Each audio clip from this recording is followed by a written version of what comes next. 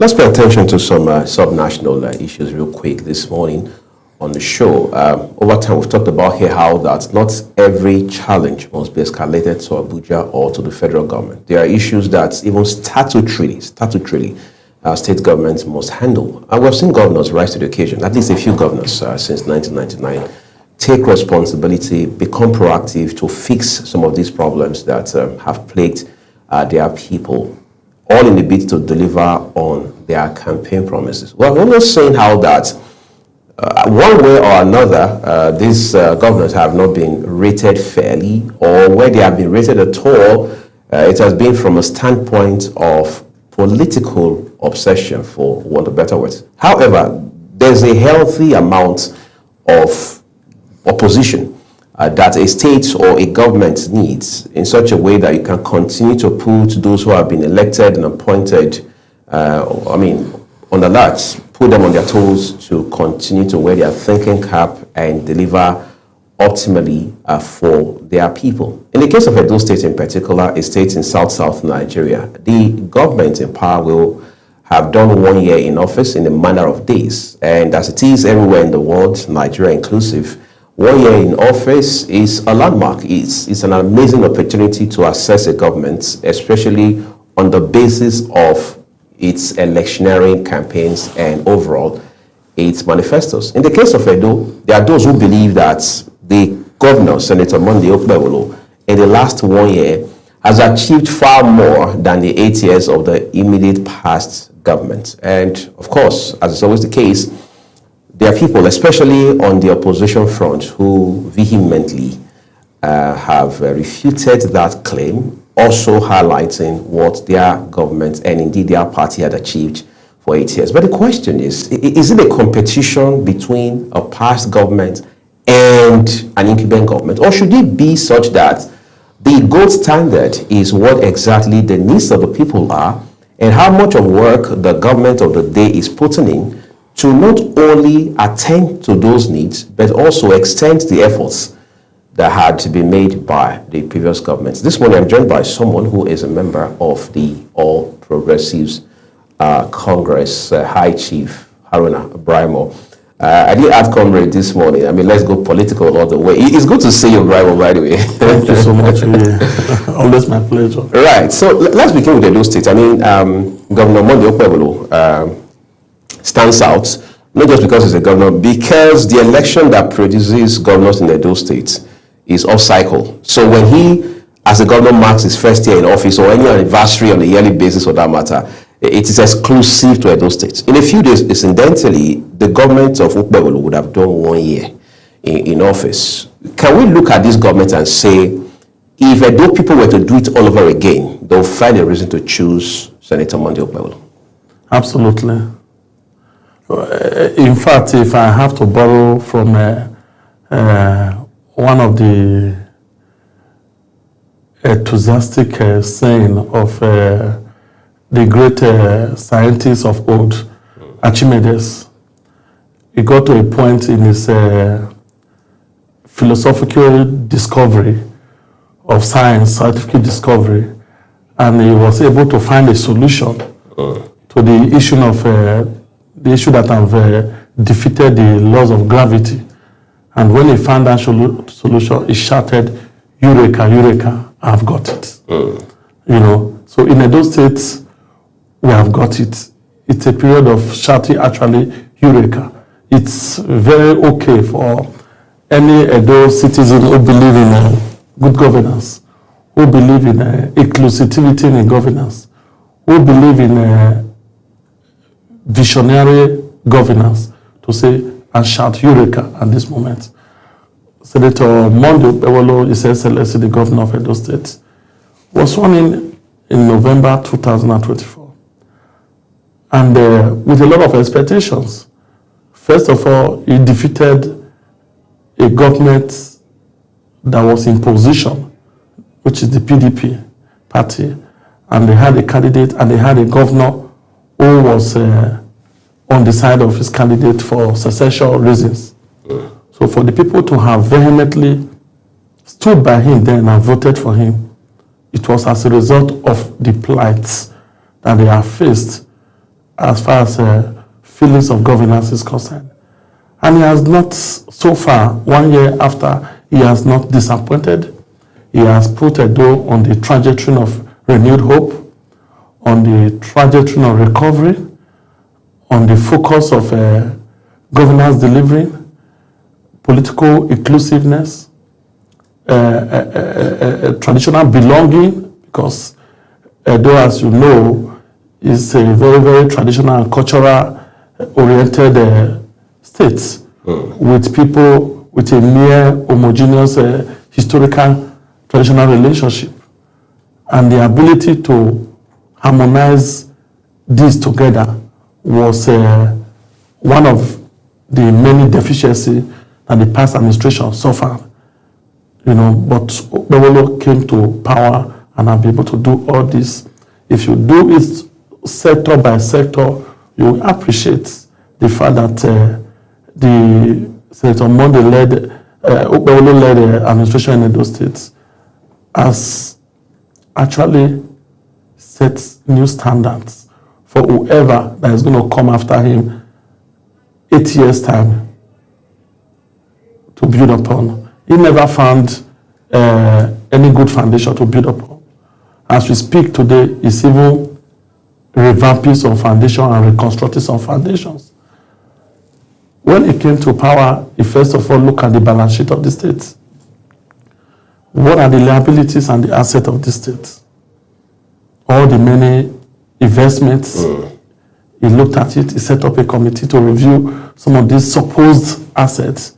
And we discovered that we have resource shortchange in those asset acquisition and investment, from the Radissi Blue to the MOA to the Oshomo and all of you. And then we look at the liabilities. He inherited the state liability of 672 billion naira, cutting across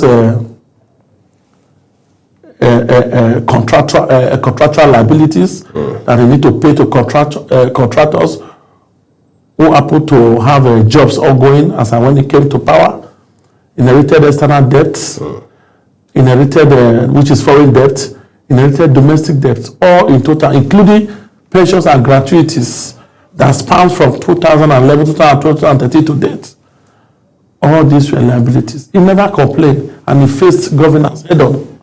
As we speak today, the records are showing the state has just been voted as the 5th best state as far as fiscal responsibility performance is concerned across 36 states in Nigeria. That's an uncommon feat that practically no governor since 1991 has attained that feat. Let's be frank. Instead of borrowing, he's paying debt. He has reduced our debt stock from the foreign debt. He reduced it to about $44 million just within 1 year. The local debt, the domestic debt, reduced with about 30 billion naira just within 1 year. As a result of fiscal discipline, he has not added loan to the loan stock that he inherited. So far, he has not borrowed a kobo. No. Even the arrangement he had with the First Bank regarding the 100 billion for. You said that's only a guarantee. A guarantee stuff, and he has not touched it. No 1 naira. So nothing can be debited as debt or as money into the Edo State government. He lived that is in the face of budgetary fiscal responsibility, and he strengthened the budget from sector to sector. He realized that agriculture is the biggest sources of food sufficiency for any people. A nation or a state that cannot feed itself have no business with economic productivity. You understand? Right. And looking at the past budget, he realized that 4 billion was budgeted for agriculture. 18 local government budget 4 billion without a single tractor in the Ministry of Agriculture for the 8 years of former Governor Obaseki, and increased the budget to 70 billion. Unprecedented. That is more than 1,000% increment. Let's put this in perspective, at least for the benefit of those watching and listening to this conversation right now. There have been two sides to the story, especially in recent times. Just as of yesterday, for example, Commissioner for Information in the state, Prince Kazim Afegwa, talked about how that the former government, the previous government led by Godwin Obaseki, had left a debt stock of about 600 billion. It's more. Yeah, which of course has been denied. He also talked about how that those states overall, I mean, the government of Okpebholo met the states that was already in shambles, that sort of thing. So that already creates an impression, a very strong one, that the Obaseki-led government did next to nothing in the states. However, there has been a rebuttal with Cruz Osage, former special advisor on media and strategy to former Governor Godwin Obaseki, now saying that that cannot be true, that the previous administration had left about 40 billion dispersed across multiple accounts for Okpebholo to inherit. That's number one. Number two, it says that the Stella Obasanjo Hospital that was primarily supposed to be exclusively for women and children around the Sapling axis of the city, as well as the Ekema Road projects, had been in progress when Obaseki left office, and government, he says, reminding everybody, is a continuum. In any case, it says, even if they had not paid these contractors, whom alleges are still being owed, for the government that left 40 billion, what stops Okpebholo from making that payment? That's number two. Number three, and finally, it says Okpebholo should also be telling the people of Edo State how much precisely it has received in the last 1 year, what it has done with it, so there can be that comparative analysis of what has been received and what has been done. And then he added by saying that if in any case Obaseki had contravened any known law, what stops the Okpebholo government from dragging, so to speak, former Governor Obaseki to the EFCC? What's your response? Okay, let me address the issue. One at a time. Of course, he talked about the 40 billion that is left in the account. I think I'm a professional auditor, tax consultant with accounting background. And I believe Crusoe is not so vast when it comes to accounting and finance. So I can pardon his deliberate ignorance.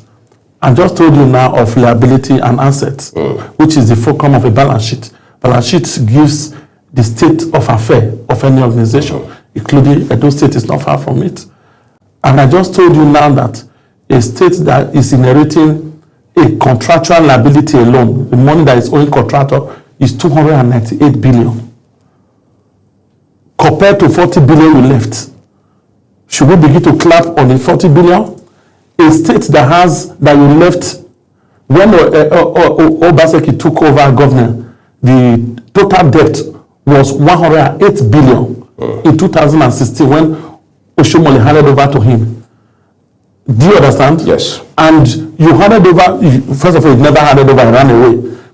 You Okpebholo met a total debt of 672 billion naira, and we are talking of 40 billion in the account. Some of these people, they don't have shame. I know they don't value the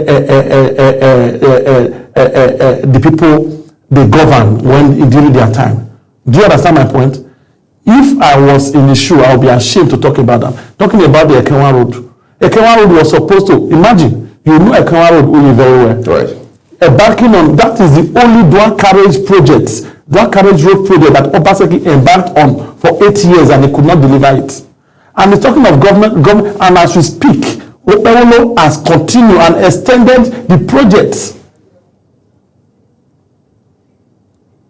from phase 2 to phase 3 of it. He is not saying the government is not continuing this project, but he's saying that for purpose of accountability, he owes Edo people explanation of where he met the project. I want to drag that explanation into politics. It's not about politics. Who is politicizing it? It is the responsibility of the Commissioner of Information to inform Edo people the state of affairs of things. When you are not coming to give a rebuttal ignorantly, just imagine somebody, you are leaving a liability of 672 billion for another government to carry, and you are bragging that you left 40 billion in the account. If you compare the liability, let's assume that is a cash asset, isn't it? Right. A cash at bank, 40 billion. Liability that you need to use cash at bank to incur, to settle 670 something billion. Does it add up? Meanwhile, Edo State, in their own time, Edo State was the 5th state in Nigeria that was borrowing from central bank to pay workers' salary to run recorded expenditure.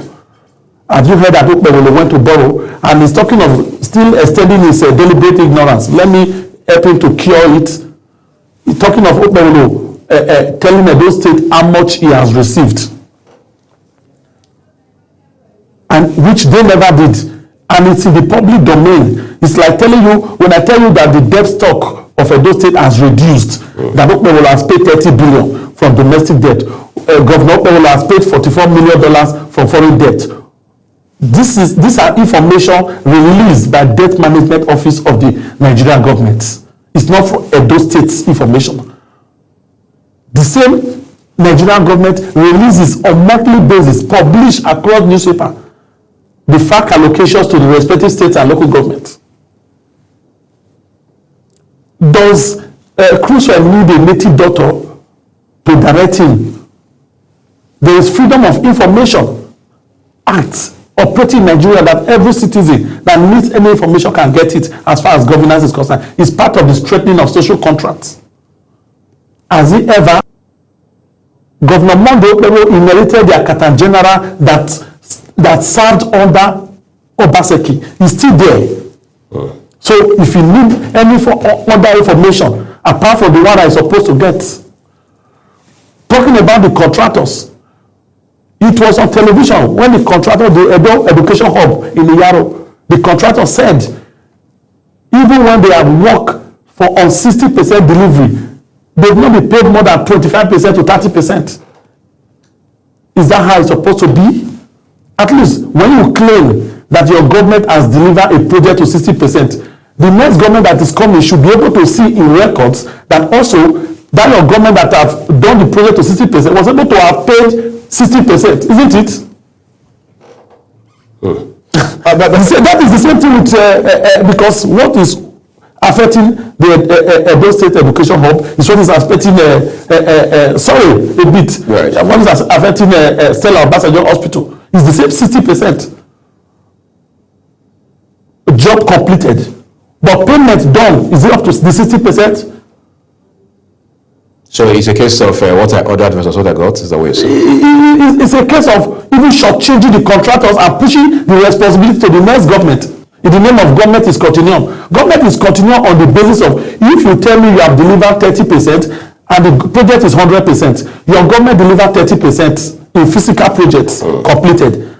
The record should show that you have paid 30%. So that when I'm coming in, I'm inheriting 70%, completing it, and paying the 70%. Right now, Governor Monday Okpebholo is going to be paying another 40% from 60 to 100. Do you understand? Right.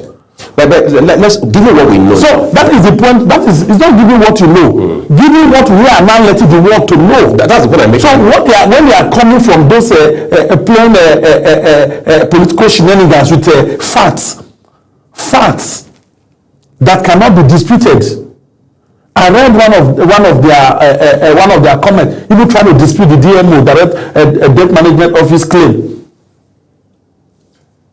Okay, it's funny because they're supposed to have their head in shame. I'm talking about. I'm going to respond to everything he has said. Right. He said if Obaseki has done wrong, I don't like talking about. I'm here to talk about the state of Eldorado that we are feeling. The cannot feel this man for 8 years before now. On account of what? Osopadek is oil. Let me give you an emergency. Osopadek. Edo State Oil Producing Commission that has been existing in Edo State. These people, they are supposed to manage the 30% derivation fund that is released monthly. There is a video yesterday that is circulating on the internet, the project that are going on in these oil producing communities. And during one of the interviews, a man with great essence said that since he was born and he went to primary school in that community, they've been hearing promises, but they've not felt real governance in project deliveries.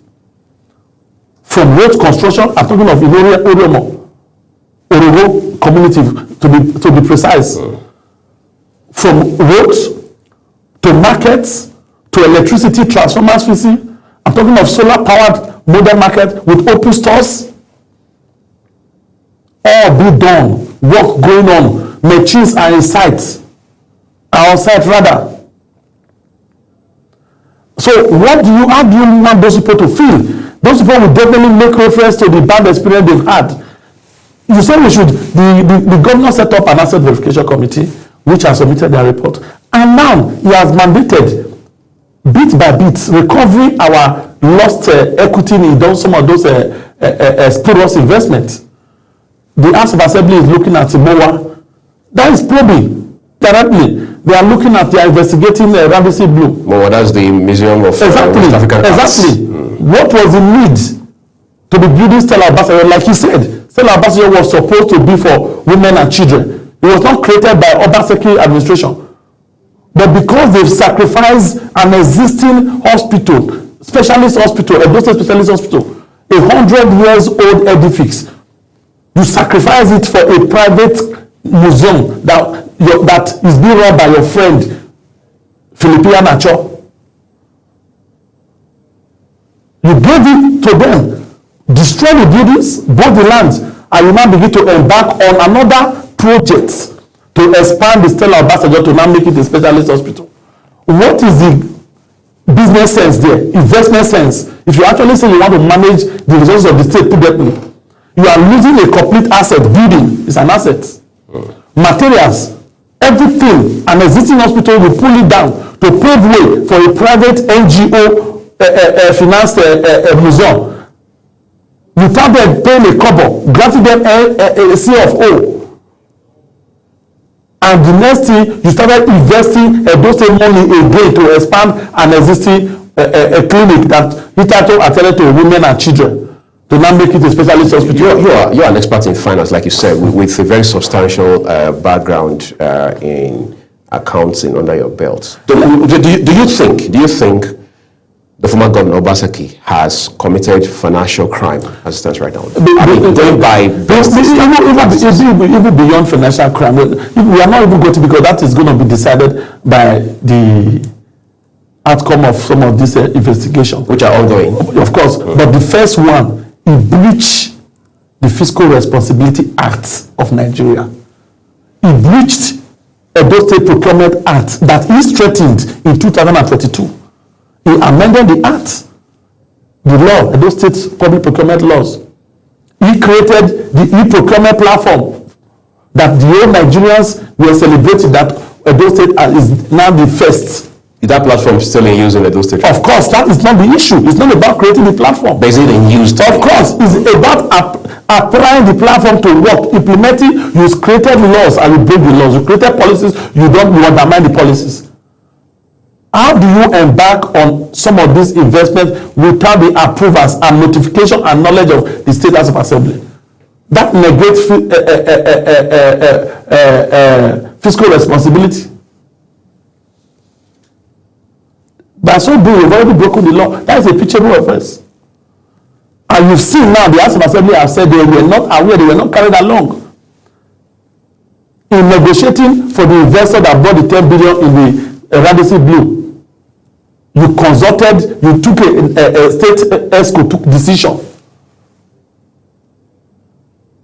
Do you think that the state government will review and ultimately, all said and done, reverse some of these projects? It's not the will. That is the goal. As I said, in one of the programs, the losses, so we just count our losses and move on. No, it's not really. It's not. The state is not going to count its losses. That's why I say review and recover. That is the ultimate goal of His Excellency's Governor Okpebholo's vision for Edo. That every of our assets. You saw the new law yesterday. Right. The law protecting government properties. Every of our assets will be recovered, and those found wanting will go to by law. You will go to jail for 10 years, between 7 to 10 years, whoever is found wanting. Is that the reason that the state government seems to now be at loggerheads with the former deputy governor Mobile? We've also seen a bit of fracas. No, that has legal squabbles for that discussion. As I said, as far as this program is concerned, it's about because you mentioned I just want to explain to you that the recovery of our asset is not limited to mobile or returning his vehicles. Recovery of our assets should be dwelling on Radisson Blue. For example, why are we spending 2.5? Why are we capitalizing on the Radisson Blue project? Because the money is huge. Because let me explain to you, the 17 billion he collected to finance the project, he collected it from the capital market, state bonds. On behalf of the state. Yes, which is tied to our federal allocation. Because Crusoe is talking of Edo State reeling out how it's receiving federal allocation. You should know handed over to your cronies for 10 billion. Handed over to your cronies for 10 billion. Okay, I want to ask you this before we wrap up now.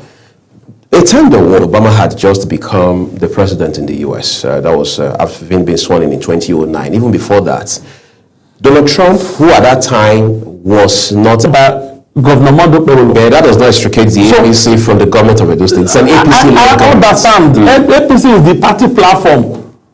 But when you enter government, you use government machinery to deliver your manifestos. And the government machinery includes the facts in front the government, of course, it did not present the budgets. Are there not budgetary allocation? If there was no budgetary allocation, do you know the budget in Nigeria is an independent, you know budget in Nigeria. Right. And you know the man behind budget in Nigeria, how dispassionate it can be. Very unbiased. Away from politics. Away from politics. In those days, we used to say it's anti-APC. For budgeting to Nigeria to conduct an independent, how did they get the information? If it's not available. They could have used, invoked FOI, who knows? So what stopped Crusoe and Co. to be... No, this is not about Crusoe. I'm talking about Edo people. That's what I'm saying. Right. They did not invoke... man or woman... See, the government... Let me explain something to you. Yes. Every information of the government is a public domain. It now depends on... Who is interested. Who is interested. Those that does not want to hear, they will not hear. Even when they don't have hearing problem. Those that does not want to see, they will not see, even when they are not blind. It's natural. Right. Those that does not want to talk, those that have the capacity to talk, they are not dumb. They will not still talk even when there is need for them to talk. Do you understand? It's a choice. It's a choice. But you don't blackmail a government on that basis of your deliberate, that's why I use the word deliberate ignorance. I never wrote to the former government. I was coming on air here, really you facts. Some of these things have come to reality. Even when we were not in government, where was I getting the information from? Maybe because you're sophisticated or you're professional. But it's not that, because so every decision, for example, right. If Edo State government takes a decision at the Edo State Executive Council, the Commissioner of Information and one or two members of the Executive Council there, they will conduct a press conference, reeling out for public domain. This is what they are going to do. This is what we are started doing. This is the position of this. This is the position of this. That is information put at the public. After then, the chief press secretary will reel it out in documents for publication. For those that want to read. For those that want to hear and see, they will be addressed on TV. For those that want to read, everything is published. For those who want to talk, they can also respond. Exactly. Right. But when you are not responding in a way that you are not claiming that you did not see what was said on TV, so the question is, you did not read what was published in the newspaper, how else do you want the government to spread the information to you? Even what is being said on social media, you are not seeing it. You are cooking your own misinformation. Okay. So we have just 1.5 minutes to wrap this up. Yeah. Talk to us about maybe 3 spectacular initiatives or accomplishments that the governor is going to be... The one that is very visible. Right, in the people. After 2,000 years of the existence of Benin as a city, 2,000 years from the time of the Ogiso dynasty to the Obaship that started in the 11th century to date, it took a special man called Akpakomiza to start a landmark project of 2 flyovers in that city. Side by side? Side by side. One in Sapele Road, one in Rama Park in Bobahi. Massive projects. And the first one is more than 60% completion, will be delivered in the first quarter of next year. that will stand the test of time for everybody, generation upon generation, to see. These are not projects across villages or communities. 292 roads project, construction project, has been approved, some ongoing in Edo State. The people who were shortchanged and made contract staff will never forget him. You saw the National Union of Teachers state chairman, all the executive kneeling down to thank him. It's unprecedented. Nowhere in Nigeria, any state where a governor in a day recruits and issue letter of employment to 6,000 teachers at once. These are things that are legacy enough. For years, Chitonanemi Meso recipes fought for water project in this land. From Obasanjo till Buhari delivered the project for reticulation in 2018, where the project prepared for reticulation was handed over to Obaseki in September 2018 by Lai Mohammed, the then Minister of Information, who represented Buhari. And they never did it. But today, reticulation completed. Ugboha people are now having pipe-borne water. They will never forget Senator Monday Okpebholo. Okay, we need to wrap it up now, Braimoh. But again, I know there's a big event coming up in those states. The big day, as they say, that's on the 12th time. So yes. Right. So we wish the government of Edo State all the best as they felicitate and look back to count their blessings in the manner of speaking. But we'd like to say a big thank you to you. Thank you so much. It's always my pleasure. Right. All of these achievements for us. Okay, let's take a quick break, everyone. When we return, Ramsey will engage our next guest on issues around the economy and politics of Nigeria. Again, you can rest assured that right in the heart of it is about how Nigeria is now interfacing with the United States regarding these threats.